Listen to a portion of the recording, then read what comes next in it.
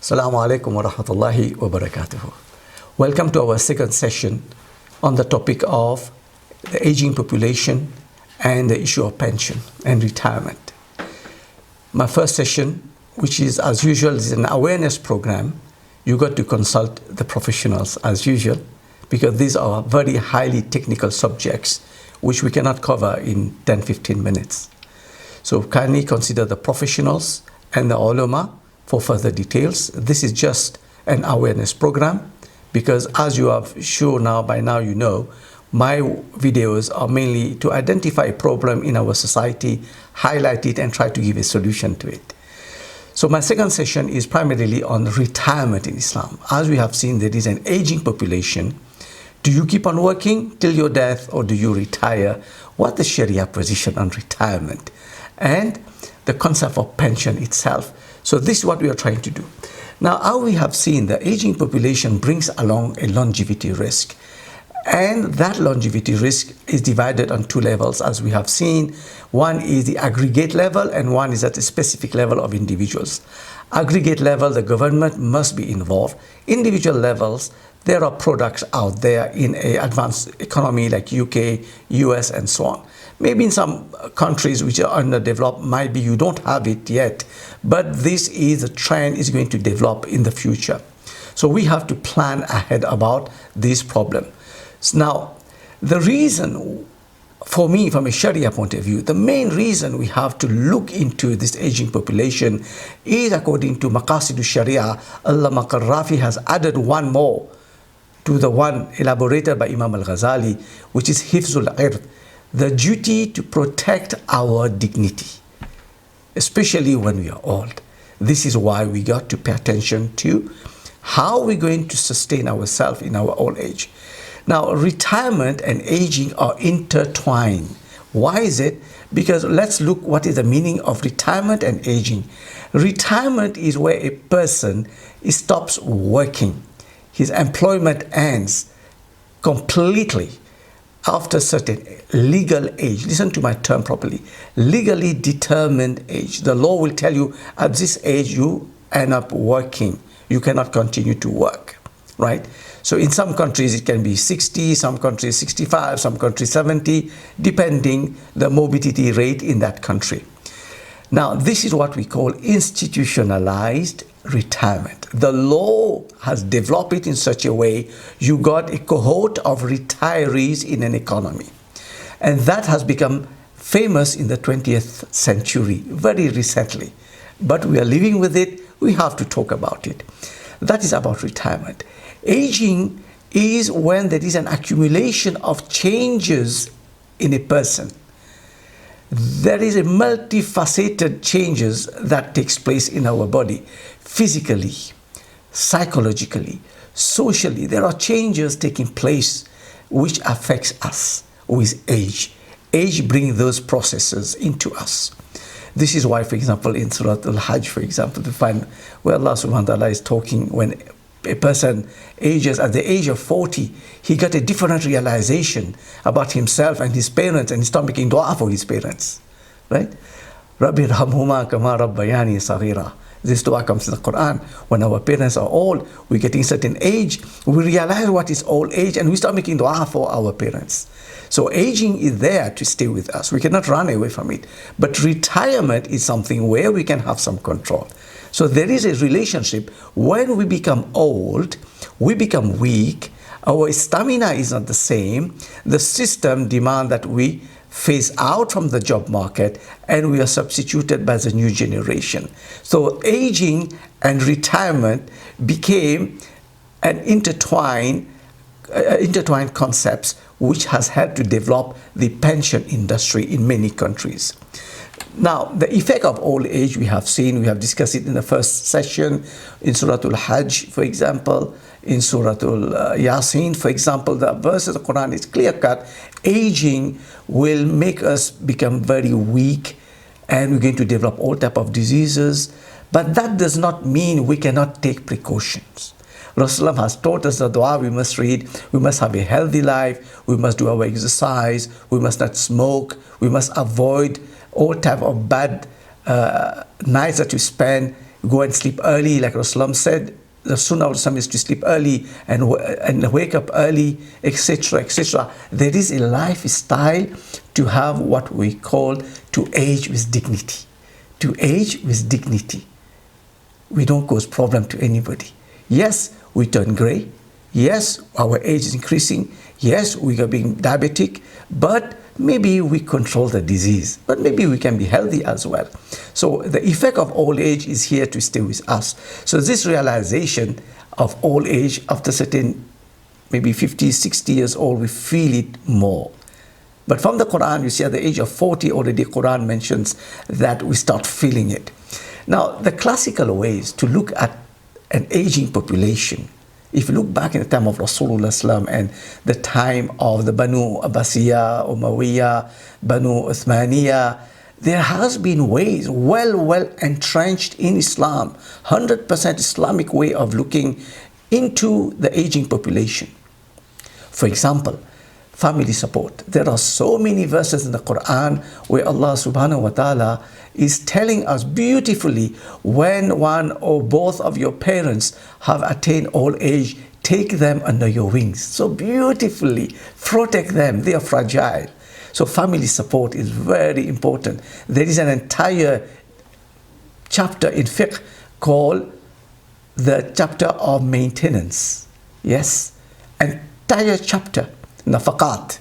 Who has a responsibility to maintain who in Sharia? It is wajib under certain circumstances. So in the same way, you will find, for example, in Singapore, you got the Maintenance of Parents Act of 1995. In India recently, we had the Maintenance and Welfare of Parents and Senior Citizens Act of 2007. I'm quoting those Act of Parliament to show you that if children or whoever is responsible of the elderly, they don't discharge their financial responsibility, governments have come up with law to enforce that responsibility on you. Just like if a person is divorced, he got a responsibility to sustain the divorced wife to a certain extent, and alimony or whatever. In the same way, the law is pushing people. Whereas from a Sharia point of view, we have to do it with love and affection to look after the elderly people. This is an integral part in our life.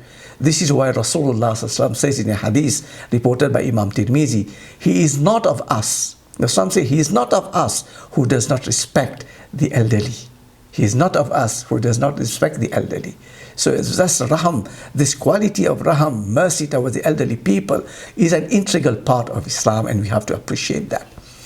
The other way, we have the social support in Islam. For example, we have awqaf. We have, for example, the concept of ukhuwa, where this brotherly knit Rasulullah made between Ansar and the Muhajir. This concept can be extended in today's time. In the same way, the concept of protecting your neighbor, where Rasulullah said, Jibreel used to come and remind me about the responsibility, your duty towards your neighbor. I was worried that law will be revealed, that they will become your heirs. This is a right of the neighbors. If you got an elderly neighbors, it's our duty to look after those people as well. Also, we have the tribal support in the past, what you call aqila, which we use in the concept of takaful, Islamic insurance. That is, a tribe looks after you.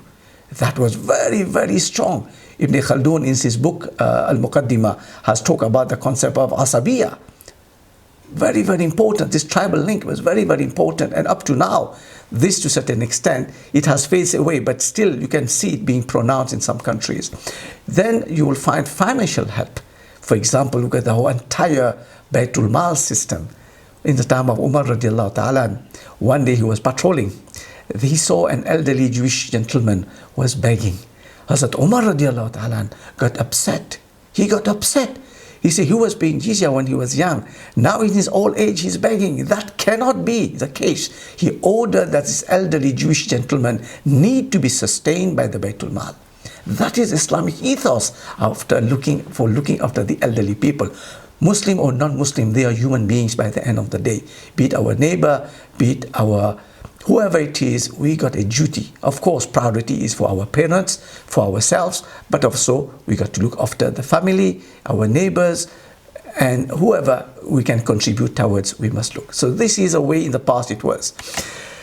Unfortunately, all those beautiful sayings, that you must look after your parents. How many children look after their parents? Where is our Baitul Mal to look after the elderly? Where is our tribe, the Akhila? All these have fiddled away. We don't have them really in today's time. Now, what do? Do we retire? Do we continue to work till we die? That's a question we have to ask. If you look at Hadith, Rasulullah has said, Mafhum Hadith, Talab kasbul halal faridatun ba'd al farida.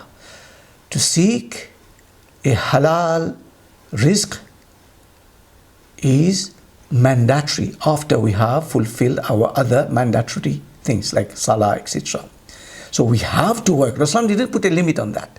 If you look at the life of Sahaba Kiram, for example, the Khulafa Rashidun, they all work till their death. Hazrat Umar radiallahu ta'ala was made shaheed. Hazrat Uthman was made shaheed. Hazrat Ali radiallahu ta'ala, etc. But all of them passed away after 60. Right? So these are things for us to ponder upon, that we have to work. We have to work as far as possible. This is the Islamic ethos. But in those days, people had their own farm, their own orchard, their own business. In today's time, things have changed. Most of us are employees. We are not our own boss. Right? 90% are being employed. So we have to relook into that. Okay? Now, do we retire?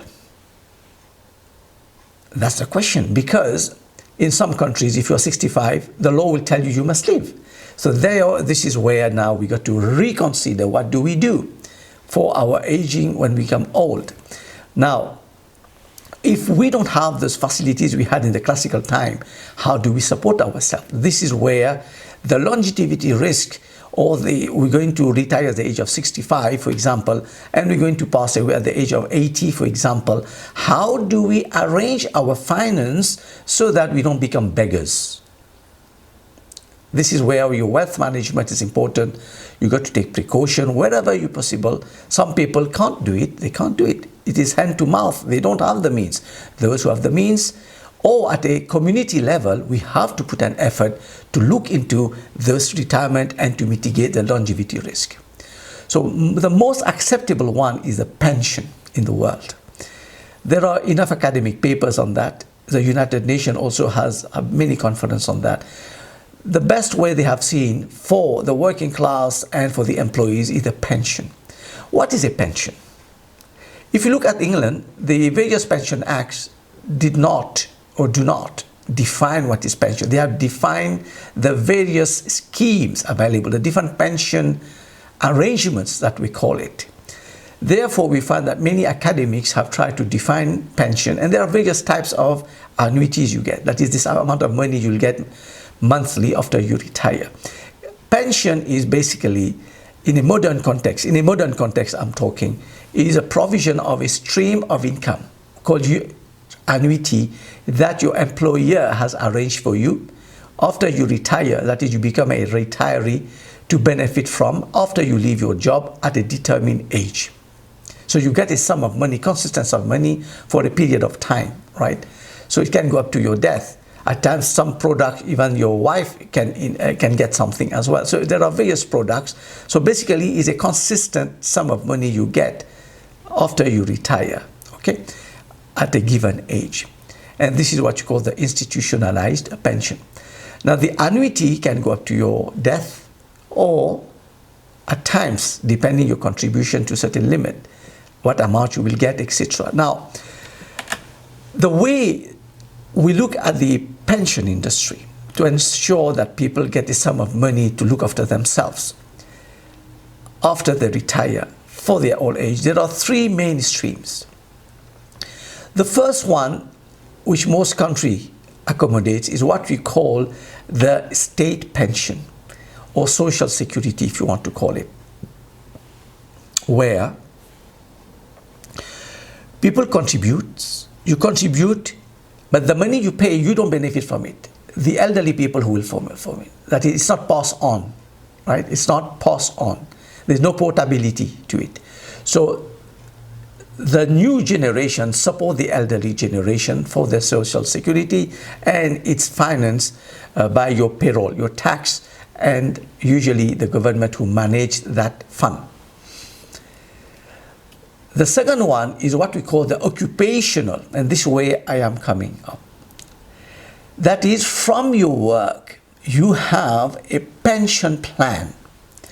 That is, your employer, in some countries, it is mandatory that it is in your work contract, your employment contract.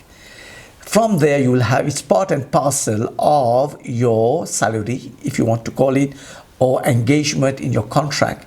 So they deduct a sum, they will contribute a sum, and they create a portfolio for investment. And after you retire, they will convert it in liquid and they pay you. That is what you call occupational pension. It's maintained by the employers usually, and it's privately managed. Though in England, we got a nest system which has been established, but this is a topic of its own. There is a third one. If you got excess liquidity and you feel your state pension is not going to be enough and your occupational pension might not be enough, you can have a personal pension. You at an individual level, yourself, you have a right to invest some money for your old age. The beauty with pension, if you put it in pension, there's no tax to pay while giving. So you don't tax usually.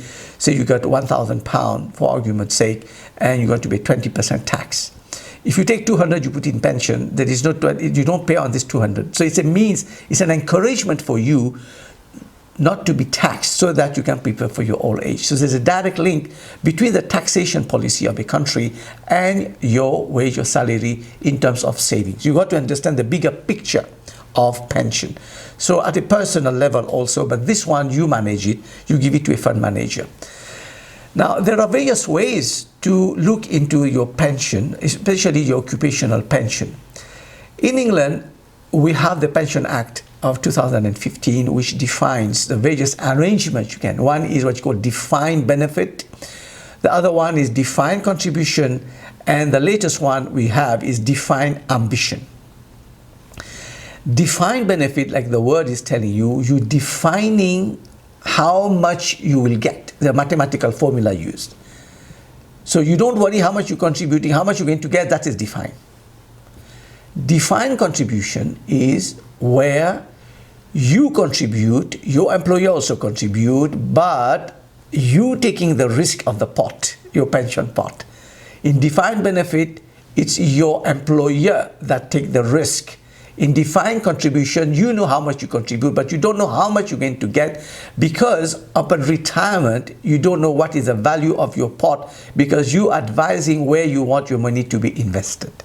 So as you can see, there is a risk there. With defined benefit, the risk is on the shoulder of the employer. With defined contribution, the risk is totally on the employee. Therefore, in UK, the government came up with a defined ambition whereby the employer will promise, listen to my word, promise is a minimum amount of money. So partially he's taking the risk, and the bulk of the risk is shifted to the employee. So it's a combination of your defined benefit and your defined contribution. So it's not well taken off, it's being developed now, slowly. This is about the arrangements, how you will contribute. Now, once this is done, now your contract with them, you got two types for your schemes. One is a trust-based, the other one is insurance contract. So either you put it in a trust. There was a Maxwell case in quite long ago, in the 1990s, where the person stole all the money. Since then, you have to put the money in a trust. So it's not for the employer. It's separated from the organization. It's under trust law. Therefore, you got a set of trustees who look after it. So it's a trust. So your right is protected under equity law. Then you got insurance. The employer can shift it to the insurance company who underwrite the risk for the pension, and they take the responsibility to give the annuity. So this is the scheme, the contractual arrangement, and one is the way you want to structure the product itself. Now, the problem, as I mentioned, with DB, all the risk is on the employer. With DC, all the risk is on the employee. So in UK, we have come out with the defined ambition, which still needs to be done. But this is at the work level and at the individual's level. But as an ummah, we cannot content ourselves with that. We need to look at pension in a wider context. Most Muslims tend to negate it because they need the money when they are young. They're forgetting their old age, so they are not so keen to develop, to really invest for their old age. We need to create more awareness about this. Because with the aging population, looking at the graph and the statistics, I'm not going to flood you with statistics, it's quite a bad scenario, especially after 2030 in the Muslim world. We got to develop endogenous product, Islamic product within Islam itself, and try to bring the collectivity in it. Because Islam is a collective religion. We got to look after everybody, not only ourselves individually. So this is a message I want to send to you people, that we're having an aging population. One of the best solutions that have been proposed in a modern financial economy is pension. Maybe the takaful company can look into the issue of extending their product line into converting the life takaful into maybe pension, because there's a difference between life takaful and pension. Life takaful, the risk is until you don't die, it is a risk for the company.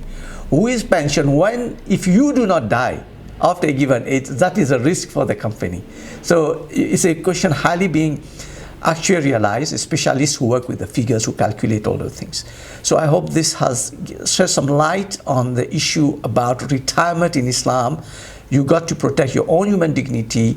There was a mechanism in the past. Today's time, all those financial mechanisms hardly exist in the modern day, and we have to look for alternatives.